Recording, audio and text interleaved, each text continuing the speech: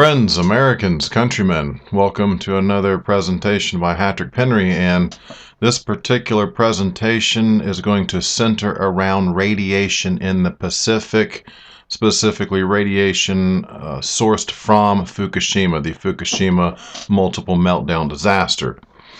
And first what I want to do is kind of go back in time and look at some Freedom of Information documents pertaining to Fukushima from the NRC, Nuclear Regulatory Commission. And let's have a look at some evidence I found when I went and began to search by a keyword C, and I found quite a number of references to where they had been dumping radioactive water into the ocean. So the admission is right here for those trolls and shills who are out there saying, no, there's no radiation in the ocean. No, it didn't go into the water.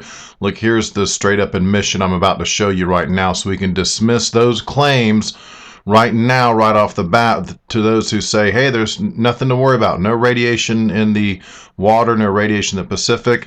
I'm going to show you evidence in this presentation to the contrary.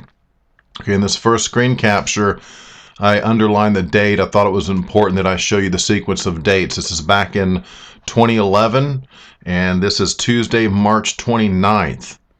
And this is from an update.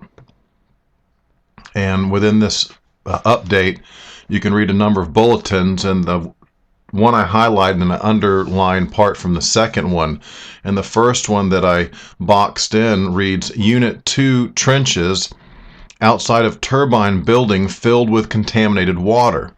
Trenches used for electrical or piping runs. Overflow of trenches may cause release to the ground/sea. There's that keyword I'm hunting for, C. Dose rates measured at 100 rem per hour. Wow, that's amazing. Okay, and also to be noted, I thought it was interesting, plutonium in soil.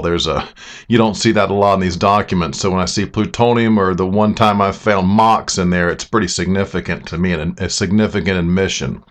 So plutonium in soil, that's also important. If they're hosing these things down with these concrete pumper trucks or riot water cannons or Bechtel system or whatever it is, that's just rinsing down, washing over everything. Where is it going? Where is that going? Well, we have evidence right here that overflows into trenches, overflows into reservoirs, and that is either leaks into the ocean or is directly pumped into, purposefully released into the ocean, as we will see in these documents. Okay, we're looking at this particular analysis that they have done.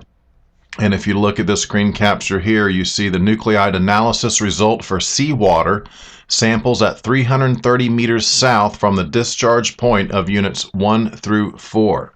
And the one down beneath has the sampling from 30 meters north from units 5 and 6, which we know sustained a lot less damage than the other 4 units. And looking at the top chart, you can see the nuclide, iodine, or cesium, and you look in the sample concentration, the ratio, and the guideline limit. Again, this is evidence that they're testing the seawater, and they are finding nuclide in the seawater.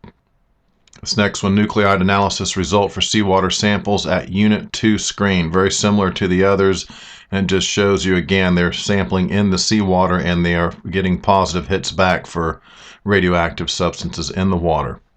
Here's another one, a nuclide analysis result for seawater samples at 15 kilometers offshore points, and a date 4/26.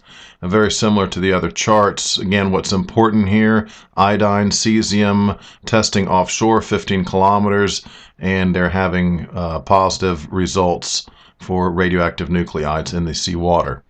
Okay, here's one from April 3, Sunday, 1700 hours. Fukushima Daiichi Daily Update. Number 1, major evolutions, and I have highlighted, boxed in what I thought was of major importance here. It says, on April 2nd, high-level contaminated water was found flowing out from a crack of a pit near the intake facility of Unit 2 into the sea. TEPCO tried temporary concrete pouring into the crack. However, concrete had not been solidified due to large amount of water in the pit. They are trying to dig a hole at the upstream side and inject high polymer. Now at the bottom it also says, to be noted, 79.4 becquerels per liter of iodine 131 was detected from the seawater sample taken 3/30 at 40 kilometers south of Fukushima Daiichi site. it is 2 times of the reference level. So right at the very top, it's directly there, an admission, high level contaminated water found flowing out from a crack in a pit into the sea. Whether it's intentional or unintentional, we're looking at evidence that radioactive water indeed was either dumped or accidentally leaked or went into the ocean by whatever means. Okay, here's a screen capture from the NRC FOIA documents. It says from Sunday, April 10th, 2011, and I boxed and read the important section that says TEPCO has confirmed that discharge of low-level radioactive water in the waste processing facility of Fukushima Daiichi nuclear power plant into the sea was finished at 1740 today. Total amount of low-level radioactive water discharged from the plant is about 10,390 tons, and total radioactivity released through the discharge is about 150 billion becquerels. Also, beneath that it says TEPCO is going to issue a press release on this matter soon. I've got a clip on that coming up next. But if you look at this one again, admission that this water, discharge of low-level radioactive water into the ocean. And here's what I found on that press release, the best bit of information I could find. It'll give a date, April 29th, which if you look at the previous one, Sunday 10th, okay, well, we're looking a couple weeks after that. And here is their press release, and this is the plethora of information they're willing to give, or at least I can find in reference to this press release. It says on April 29th, 2011, we started sampling survey of the seawater at 5 points in the 3-kilometer offshore area of Ibaraki Prefecture.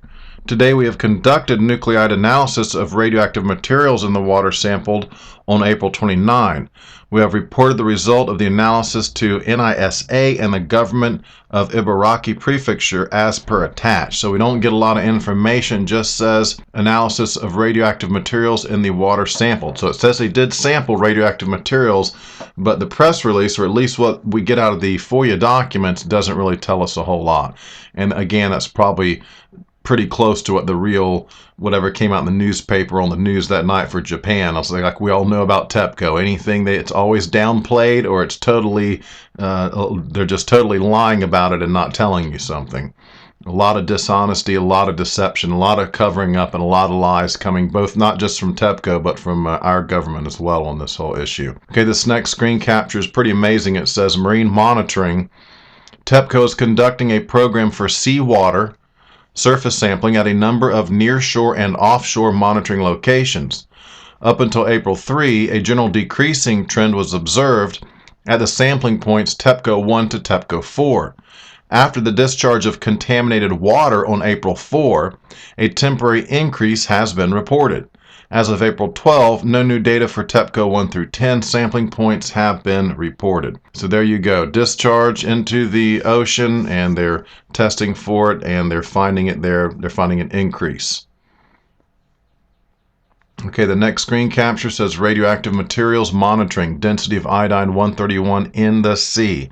Where are they monitoring? In the sea. What are they monitoring for? Fission products. Iodine-131, and you can, on the left of this particular chart, you can see the sampling location, seacoast or offshore, and it gives you the particular distance, the date and the time, the density, and the ratio to criteria. 43 times, 40 times on some of these. So it's quite elevated, we can see. Okay, the next screen capture I have says discharge of low-level radioactive accumulated water in Central Waste Treatment Facility and Units 5 and 6 to the sea.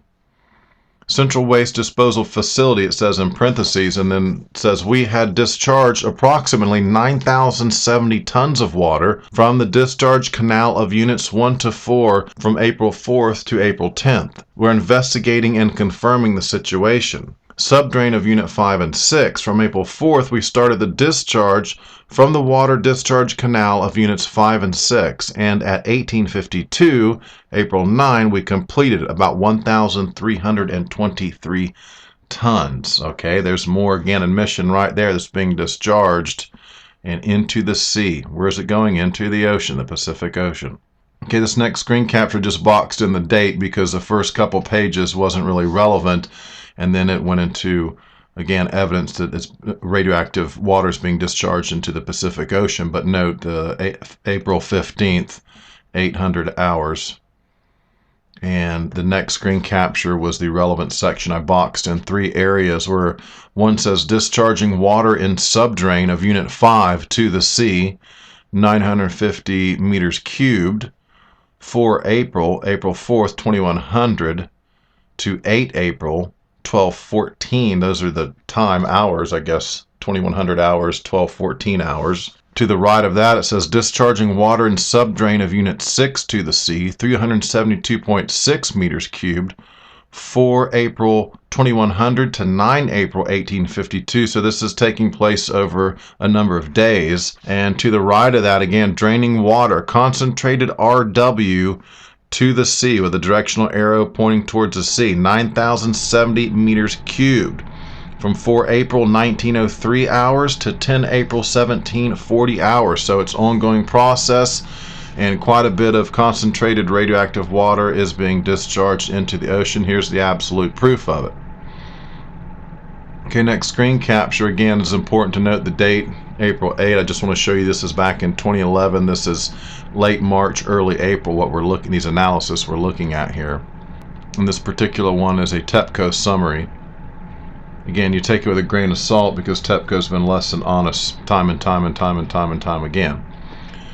What was to note on this particular screen capture we're looking at now that I've boxed in red, I'll read you the bullets. It says, the discharge of radioactive water from the rad waste facility to the sea continues and will be completed this evening. Drainage of the Units 5 and 6 underground groundwater pits will be completed on Saturday. The next bulletin says, the discharge of radioactive water from the rad waste facility to the sea continues and will be completed this evening. Following completion of pumping, workers will check the rad waste facility for cracks that might have been caused by the earthquake. And the last bulletin says the release of slightly contaminated water from Units 5 and 6 groundwater pits to the sea will be completed on Saturday. Well, that's an intentional release, a discharge. You could take it either way, but I see the discharges in here. Evidence I see there, an intentional discharges, some of these, and we'll explain why they have to do that, because of their temporary solution, the best solution they can come up with to try to stabilize the situation. In the long run, it's not going to be effective. We're all going to have this corium melt all the way down. Spent fuel pool number 4 we know was dry for quite some time. I suspect that also blob melted down. There's a sublimation through the concrete into the Taurus screen capture I have difficult loading online for people to look at, and it's indicative. It indicates that they knew there was going to be a corium blob as well from all those bundles in number 4 that would melt down, sublimate through the concrete. And where does it end up? It melts through the Taurus. Does it stop in the Taurus? No, continues to melt down beneath.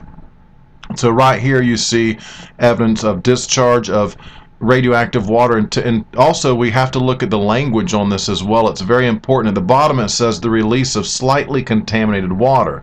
At the top it says the discharge of radioactive water. So let's be sure there's a difference in that between the slightly and the radioactive. And in some cases it says, I think it said a couple times, highly radioactive water is being concentrated, I guess is the word being used, radioactive water. So this terminology is important too. We're getting varying levels of radioactive water being discharged, being released, or leaking into the Pacific. Okay, I'm now going to read from the Freedom of Information Act documents, where these are some phone conversations between some of the NRC guys. And I'll read you the box section, although that's pertaining to something else. What's important on these two here is the amount of water they're going to be dumping onto these damaged, critically damaged, inoperably, irreparably, unsavably damaged Units 1, 2, and 3, and indeed Unit number 4 as well, which we know was not actively, the plant was not running at the time, but everything had been offloaded upstairs to the spent fuel pool, which from the documents we know they knew it was dry and didn't have water for quite some time. How long? Long enough to have a absolute meltdown, absolutely, and sublimate through the concrete and go on down into the ground. Yes. Now let me read from the screen capture. Brian Sharon says, and apparently has a full core offload on there. He's talking about the spent fuel pool number 4. has a full core offload on there.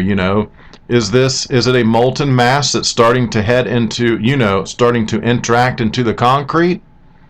John Moniger, right. We actually think the steaming is good, and we've raised the concerns, multiple times when the steaming stopped. They're at a loss what to do. They're at a loss what to do. The helicopter overflights, it's reported out, and you go to the meetings and they say, so many, not hundreds, but so many tens of tons of water have been dropped, or hundreds of tons of water have been dropped.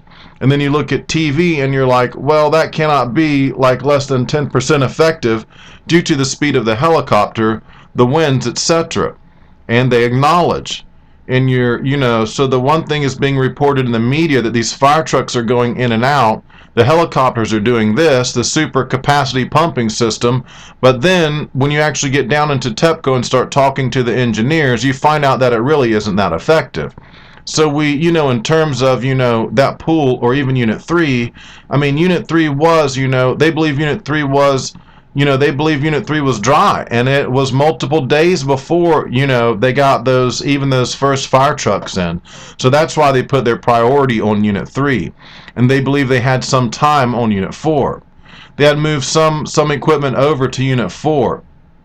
So they are working both Unit 3 and Unit 4. But, we've pushed on very significantly to, and it goes on from there. And what we see here clearly is these indication that the helicopters and the super capacity pumping trucks that TEPCO rolls out, number one, they're late to get there. They can't arrive immediately because you have to bulldoze, clear the way. You have to bulldoze to drop the shine down, actually covering radioactive debris to drop down the radioactivity before workers can go in. The doses were lethal initially. Lethal, by lethal I mean you wouldn't last very long. It wouldn't be months or years. It would be a fair short order. You would have serious problems. Now, again, to note here, while there's a lot of water being dumped on these things, it's not that effective. It may just be for show. And I want you to know and to see from these documents that is their solution, is these pumper trucks, the helicopter drops, the Bechtel pumps.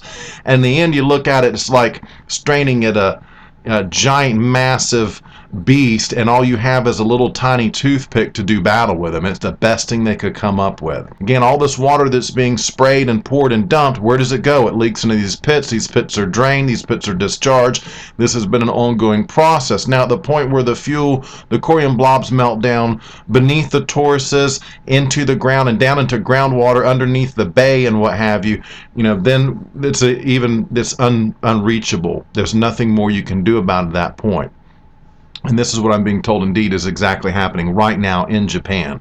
Okay, this screen capture here, this next one shows us water sprays to Unit 3 having little or no impact. I wanted to show you that in these documents, and there's plenty more references to this, that the water dumps, the sprays from the concrete pumper trucks are having little to no effect. And the NRC is very well aware of that. They're also well aware of how long it takes to get in and even begin to try that ineffective little, swatting at this giant dragon. It's not doing a whole lot of good. Okay, a couple more things I want to read you, and these two have to do, I believe, if I'm not mistaken, okay, correct, it will go into some kind of amount of the water that they're spraying. I want to give you an idea how much you're just spraying over all this radioactive material, blobs, broken bits of debris, fuel pellets all over the ground. The shine's so heavy they're having to bulldoze stuff over to drop it back for workers to go. And this is all being just sprayed with this mess of water that's trickling down into pits, trickling into the ocean. You need to know that.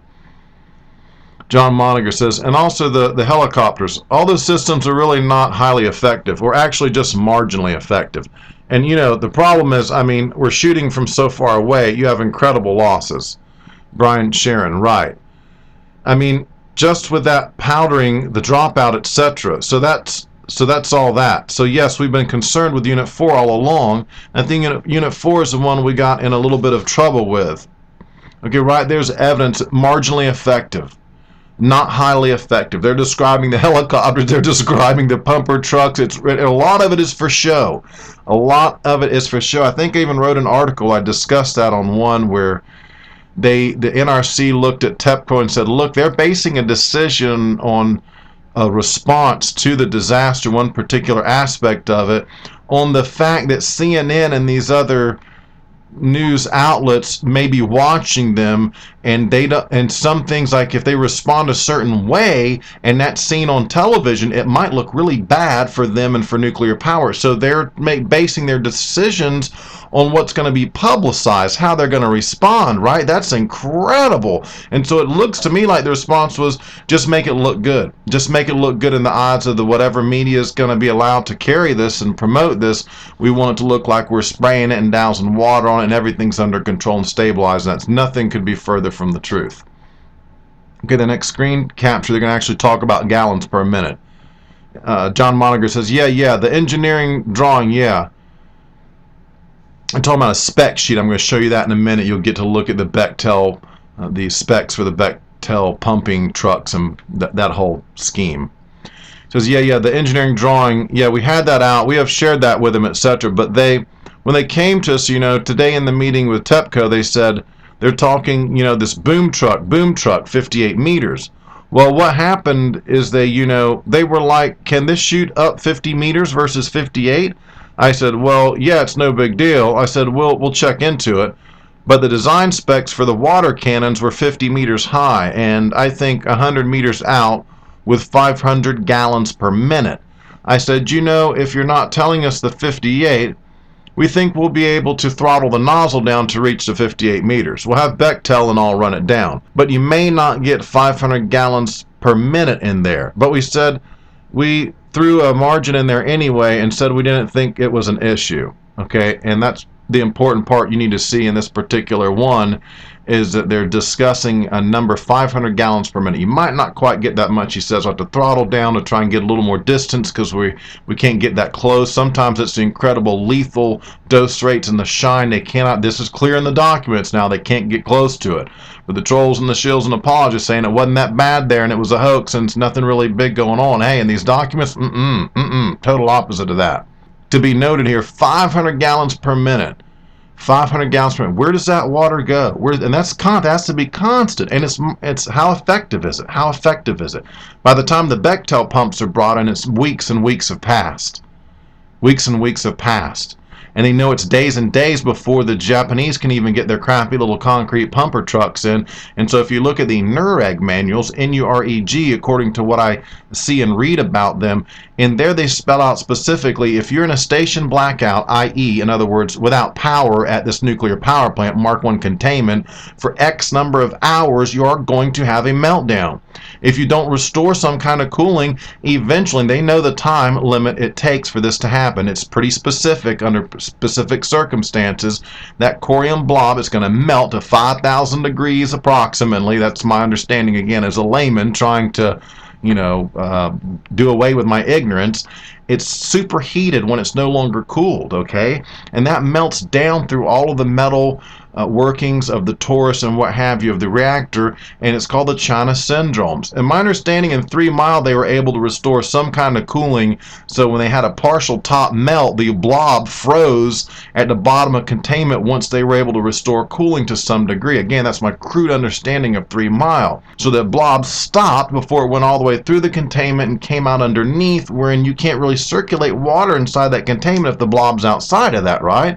The blob's 20 feet down in the ground underneath your reactor building, you can only pour water on it and hope it drains down through the cracks. If it's 50 feet down, you can only try and pour water down. Now the blob is melting through and creating these glass-like tubes, like a lava tube, and what water they're spraying on is pouring down these lava tubes onto the blob, and what do we have? A massive radiation release into the atmosphere and into the Pacific. And Obama wants to build 3 new nuclear power plants, right? Okay. And this next screen capture here, I promised I would show you. This is the Bechtel scheme scam pumping truck thing. And in the end, pumping trucks, we paid around $9.8 billion.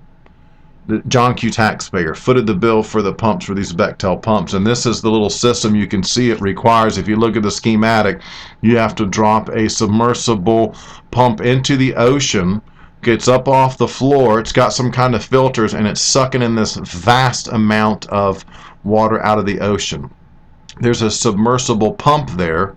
Okay, that is then pumped up to your initial truck, you have a flatbed truck with another giant pump in the back of the truck, a secondary pump that grabs it and pumps it on up to another truck where there's a tertiary pump on that truck, and that pumps it up the boom and out to the nozzle onto the reactor building. Again, when the top of the reactor building collapses on the spent fuel pool, and in the documents they mention this, it's very difficult to get the water in to cool the spent fuel, even if it's still there and hadn't melted on down, because there's inches of concrete and what have you on top of it, literally blocking the water from falling down on it, cascading down on it. Now it's running off the side and spilling over the side. Again, how effective was this? We're fairly certain now that we have a multiple China syndrome, and that these corium blobs, they couldn't get there in time. And this is obvious. If you know nuclear power, if you know the NUREG manual, and all these guys know it.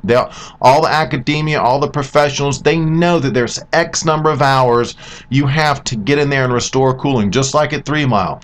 And if you're not in there in that period of window of opportunity, then you have this superheated, melted mass of radioactive blob, this corium melt through, and it's so hot it burns, it sublimates through anything and everything. Like I say, even leaving these glass-like lava tubes behind as it melts down through the ground. And where does it stop? That's a good question. That's why it's called the China syndrome, because they like to joke around and melt right through the earth and come out the other side, and where they say China is, although China is not on the other side of the United States, but a lot of people seem to think it is. So have a good look at this schematic. This was the solution. This was how they were going to save the day, and in fact, they never saved the day. It was pretty much a total loss from day one. NRC and our boys knew it early on just how damn serious it was going to be because of the station blackout, because tsunami destroyed equipment, inundated electrical components with saltwater control panels, everything. So they knew there was no quick chance to get cooling back, and they knew what that was going to mean, because they say they knew everything about Chernobyl. Now, I don't want to get distracted, because I also want to go in and let's have a look. And again, this abstract I picked up from Kevin Blanche. He has a video on this as well, but I want to read you this one particular abstract, and I'll include the link to, there's like 10 or 11 or 12 little studies that have been done, but this one was the one that seemed the most serious and alarming, so this is the one I wanted to read to you. As I prioritize, and the most serious stuff I try to get out first. And it's titled Cesium, Iodine, and Tritium in Northwest Pacific Waters, a comparison of the Fukushima impact with global fallout. Okay, we want to note in here that these samples were collected in June of 2011. So after what we just talked about in these FOIA documents during March and April, then come in June, there's some samples being collected, and here's the abstract, the results of those analysis. It says radionuclide impact of the Fukushima Daiichi nuclear power plant accident on the distribution of radionuclides in seawater of the Northwest Pacific Ocean is compared with global fallout from atmospheric tests of nuclear weapons. Surface and water column seawater samples collected during the international expedition in June 2011 were analyzed for cesium-134, cesium-137, iodine-129, H3, and that's tritium. The cesium-137 and iodine-129 and H3 levels in surface seawater offshore Fukushima varied between 0.002 to 3.5 becquerels per liter to the power of -1, 0.01 to 0.8 microbecquerels per liter to the power of -1, and 0.5 to 0.15 becquerels per liter to the power of -1, respectively. At the sampling site of about 40 kilometers from the coast, where all three radionuclides were analyzed, the Fukushima impact on the levels of these three radionuclides represent an increase above the global fallout background by factors of about 1,000, 30, and 3, respectively. That would be factors of about 1,000 for the cesium-134, factors of about 30 for the cesium-137, for the iodine-129, and factors of about 3 for the tritium, the H3. The water column data indicate that the transport of Fukushima-derived radionuclides downward to the depth of 300 meters has already occurred. The observed cesium-137 levels in surface waters and in the water column are in reasonable agreement with predictions obtained from the ocean general circulation model, which indicates that the radionuclides have been transported from the Fukushima coast eastward. The cesium-137 inventory in the water column, parentheses, the area from 34 to 37 degrees north and from 142 to 147 degrees east, close parentheses, due to the Fukushima accident is estimated to be about 2.2 picobecquerels. The amount of iodine-129 and H3 released and deposited on the northwest Pacific Ocean after the Fukushima accident was estimated to be about 7 gigabecquerels and 0.1 picobecquerels respectively. Due to a suitable residence time in the ocean, Fukushima-derived radionuclides will provide useful tracers for isotope oceanography studies on the transport of water masses in the northwest Pacific Ocean. And what's crucial to be noted again, we are testing for it by factors of 1,000, 30, and 3 times what they're seeing in the atmospheric test for nuclear weapons. So is it elevated? Yes. Are they testing for it and finding it? Yes. Is it in the Pacific? Yes. How far down is it? Downward to the depth of 300 meters. Again, what's missing in a lot of these tests, I don't see anyone checking for plutonium. And that seems to be a red flag for me. Why are they not testing for plutonium? Is there a reason for them not to test for plutonium? Okay, let's see. We covered the FOIA documents, and then we covered that particular abstract where they have tested for in the Northwest Pacific up to 300 meters down radioactive iodine, cesium, and tritium. And the last thing I want to cover on this particular broadcast, if that's what you want to call it, I want to go in and look at what the recent news that just came out today that's prompted me to get off my butt and really get on this and get this out here, because it's important you have this information and you can judge for yourself how you feel about nuclear power and not just listen to Obama and Mitt Romney telling you it's, clean, emission free, a wonderful way to produce electricity. So let's have a look at the article from the 8th of July. This is one on E&E News. I like the threads in E&E News. I like the people in the comments in the threads of E&E News. And if you read those threads are even more important than the article itself, because in those threads explain if the article's propaganda, what part might be disinformation, what is inaccurate. And right now it seems in the threads are kind of run and controlled by the public at large. Like I said in a video I posted on YouTube earlier today, my mom goes into E&E News and logs in and makes comments all the time and finds her comments are deleted.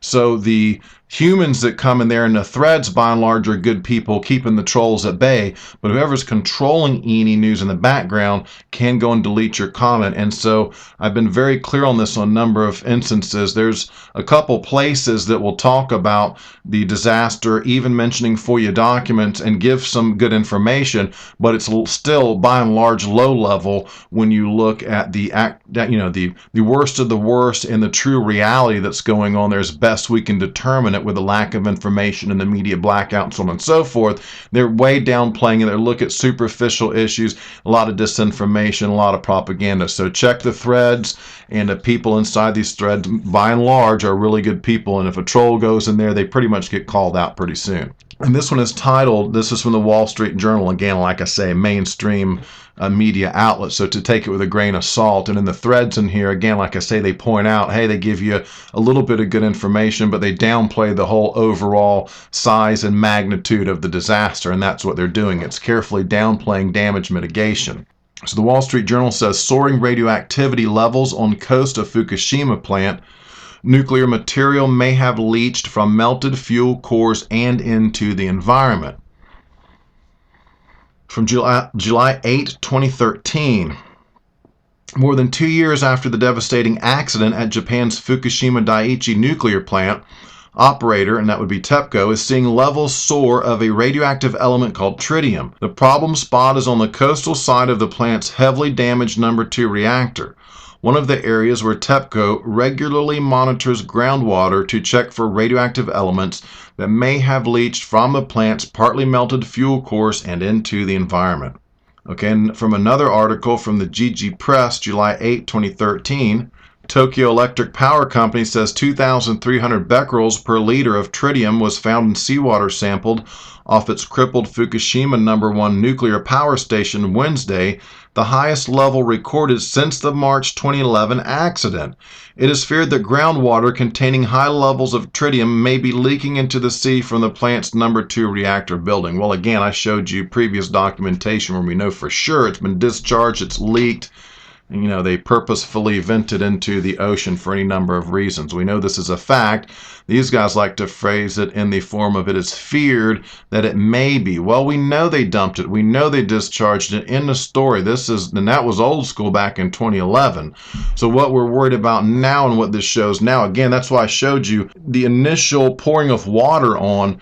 Okay, that's one thing. But now what we're looking at is, if that would have been effective, at some point the fishing would have stopped. We can agree on that. And these particular byproducts of this fission, like cesium-134, it wouldn't be as such abundance. And then as time goes on and it approaches its half-life, you would see the strength of it and the amount of it would begin to decrease, right? Now that's just simple physics when you think about it. And again, this is based on if you're able to reestablish cooling to the core, to the control, to the fuel rods and everything, right? And if you're unable to do that, it continues to sublimate and melt down through the ground into the groundwater underneath the bay, as the comment I read on my video today from E&E News pretty much spelled it out in an excellent picture. Let me see if I can find this one here. I'll read it to you. It says, "What are the sources of the radiation contaminating the Pacific Ocean? Question mark. Cooling water is dumped into the Unit 1, 2, and 3 reactor runs to cool fuel splatter left behind. This water flows out the bottom of containments 1, 2, and 3 into groundwater and also out of tourist basements. Groundwater flows through corium lava tubes left by the passage of corium 1, 2, and 3. Corium is the melted fuel rods, this blob of melted superheated material.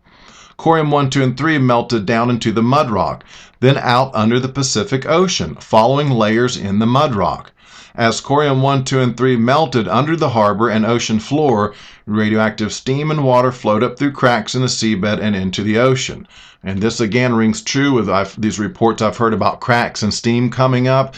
And if you realize at the time in these FOIA documents that we know they were unable to respond, unable to restore power, to come in with this half-assed attempt with a concrete pumper trucks and a helicopter dumps. Wow, it was the worst case scenario, and all those melted through containment. The NUREG manual tells you that. They know they've purposefully let reactors melt down, many of them, to study and know just how long it takes in one of these events. It goes on to say, who will be affected? Millions of fishermen, including employees on factory ships, will no longer find customers for their fish, so on and so forth. There's going to be a major effect in this particular, the Pacific Ocean, and that's huge. That is huge revenue, huge income, and a huge food source. And again, what does Obama do? They raise the radiation limits. That's their solution. Build more nuclear plants, raise the radiation limits, and turn your back and ignore what's in the FOIA documents about this massive multi-agency cover-up. I mean, all these agencies are corrupt. They're all participating in this.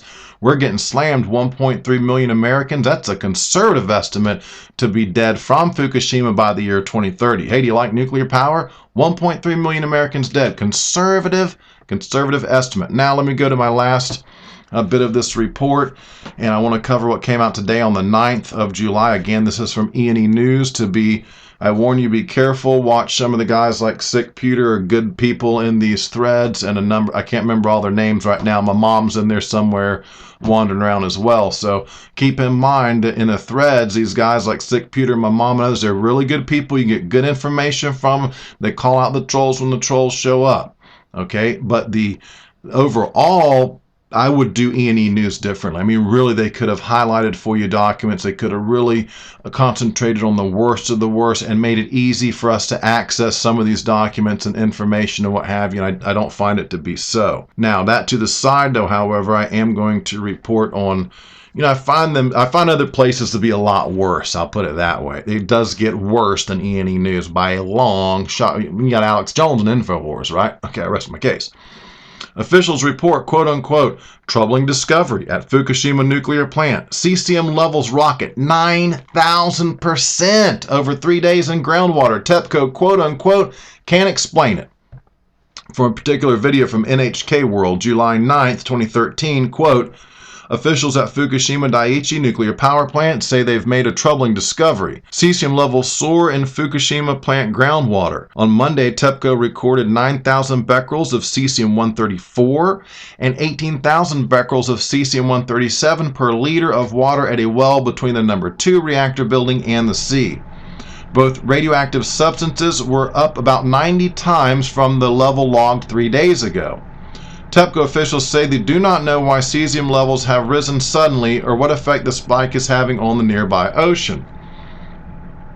Okay, here's another one from the Asahi Shimbun. That's another news agency, Japanese news agency. Tokyo Electric Power Company said radioactive cesium levels in a well at the Fukushima No. 1 nuclear power plant on July 8 were 90 times higher than those measured at the same site just 3 days earlier.